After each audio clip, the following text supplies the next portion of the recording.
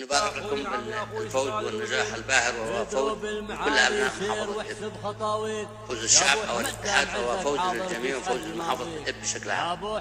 فنهنيكم على هذه الروح الرياضية الجيدة والأداء الممتاز. أنا لأول مرة أتابع مباراة وتابعتها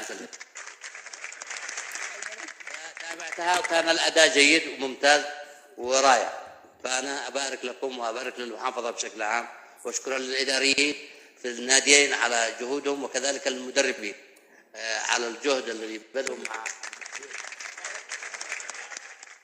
أكرر لكم التهاني وأبارك لكم، وإن شاء الله نشوفكم في مباراة قادمة بأداء جيد كما كان أداءكم يوم أمس، كان أداء ممتاز. وأشكر كل أبناء المحافظة بشكل عام على الموقف الجميلة والثابتة.